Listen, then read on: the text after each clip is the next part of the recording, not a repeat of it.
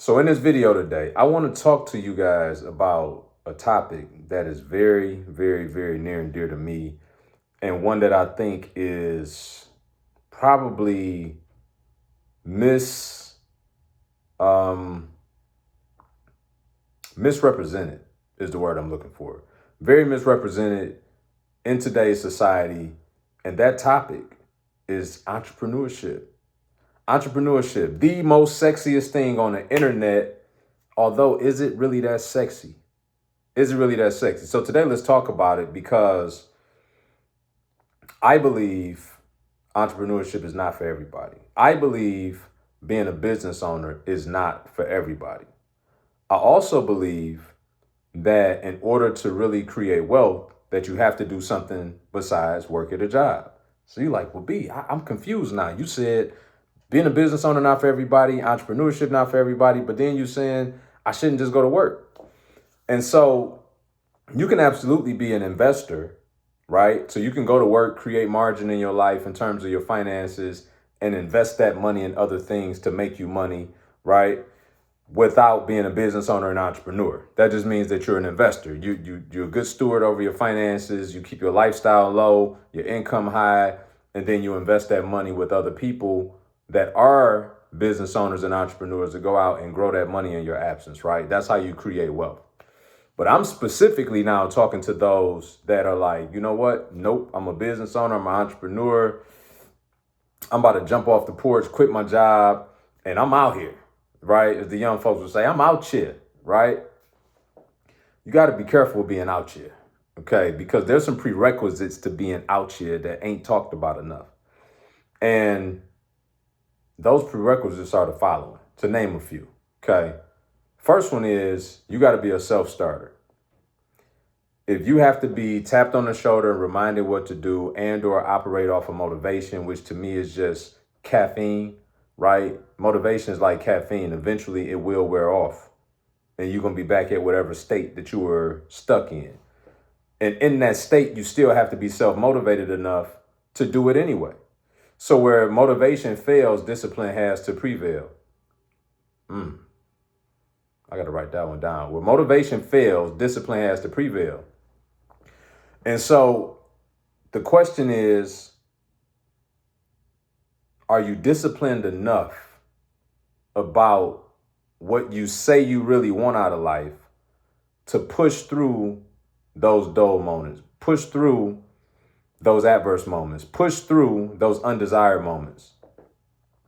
And you know what I've discovered on this journey of entrepreneurship and being a business owner? Most people not. Most people are front runners. They only want to be business owners when it's sexy, when it provides the lifestyle, when I can say I fired my boss, when I can have the time freedom back, not realizing that freedom ain't free. That time can come at a cost, and a very expensive one if you're not careful. And yet and still, people sign up to do this thing called entrepreneurship. The other thing, I'm on my list still, that I believe entrepreneurs have to have is a relentless pursuit of figuring it out, right? And I partially took that from the late great Kobe because he said you got to be in relentless pursuit every day. Every day. And I say that you have to be in relentless pursuit of figuring it out because every day you're going to be met with a challenge. And the more that your business evolves and scales, you're going to be met with more challenges. I can't tell you how many problems I have on a day-to-day basis. And it ain't easy, y'all. I'm going to be honest. Like sometimes you just get tired of the gut punch. You know what I mean? Like it comes more often than you think. But for me, when I look at the alternative of being in corporate America, being in the confines of somebody else's rules and regulations, nothing wrong with that. Did it for 10 years of my life. Just figured out it wasn't the best suited for me, and especially for me to utilize my gifts and go out and do the things that I believe God has called and purposed me to do and expand the kingdom and just the myriad of things that I can do outside of those four walls that I can now do out on my own. But it comes at a price. And I'm clear about that price. And so as I go through this journey and I'm constantly met with the adversity, For me, my worst day in business still outweighs my best day at work, right? For many of the reasons aforementioned. For most, that's not true though.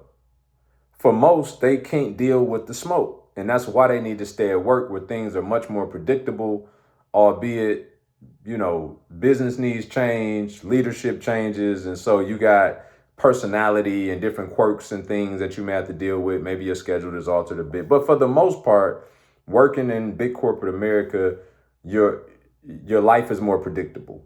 Okay. And guess what's also more predictable? My third thing, your income.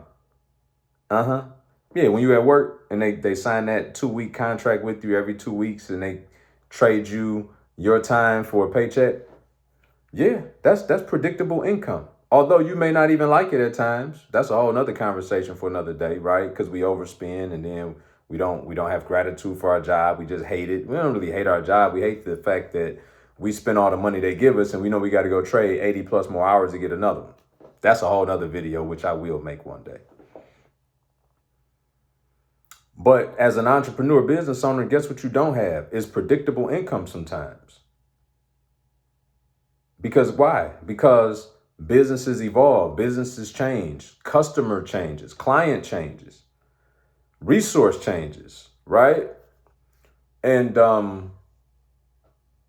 but we don't talk about how at times as a business owner, entrepreneur, you have sleepless nights because you don't know where your next check is going to come from. We don't talk about when you're undercapitalized on a deal and you got to go raise capital for it. We don't talk about robbing Peter to pay Paul, taking this from over here to try to pay this from over here. Like we don't talk about that. We don't talk about, going to get lines of credit to just try to make payroll and like we don't talk about those. But those things are a reality. And when many people are met with said things, they don't like that reality. They don't like that reality at all.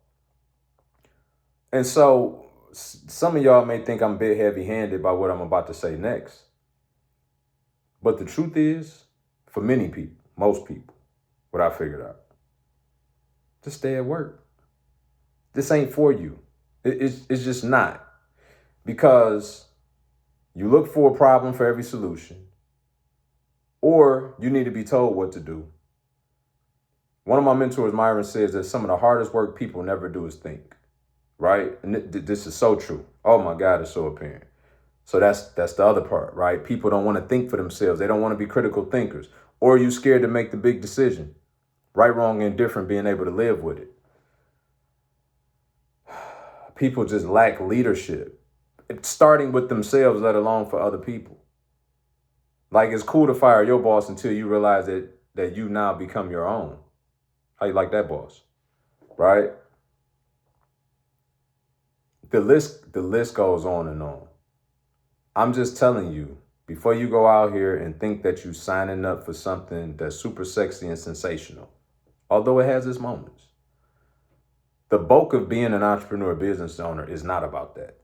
It's not. Every day it's about doing something that you feel purposeful about, that you feel driven about, and that you do have the freedom, but it's just not free. The freedom is not free. It comes at a cost. It comes at a cost of sacrifices with your family, sacrifices with your time, but in a different kind of way than being stuck at work. Like, let's be clear. I'm not advocating for everybody to stay at work. I think entrepreneurship, business ownership is a phenomenal place for people to be, but just not for everybody and not for most. Because many people have the accoutrements and the aesthetics of what they think is a business with business cards and websites and LLCs. But unless or until you have all those other things that I've talked about in this video, you ain't got a business. You got an accident waiting to happen somewhere because you confused. You don't know what it really take in order to be successful and sustainable and thrive in this space called entrepreneurship. And so I just want to free y'all. I just want to tell you, like, some of you legitimately are in a better position to go to work, live below your means, and invest your money with other people. You don't have to come out here for the smoke because it is not for everybody, and it's definitely not for the faint of heart. And we just got to stop encouraging people to make poor decisions in their lives by giving up what seemingly is a bad situation for a better one, not realizing all the things that you compromise from. No predictability in your income sometimes, no predictability in your time and your schedule, no predictability in the economy and all the rest of it. And I know, and y'all can argue me both ways in the comments as I could in this video, but I'm trying to stay on one side of the argument specifically for those who may be second guessing their current situation and thinking becoming an entrepreneur is it. You need to ask yourself legitimately, are you willing to be in relentless pursuit of dealing with problems and untying knots on a day in and day out basis? And if the answer is yes, then that could be a prerequisite to get you towards the goal.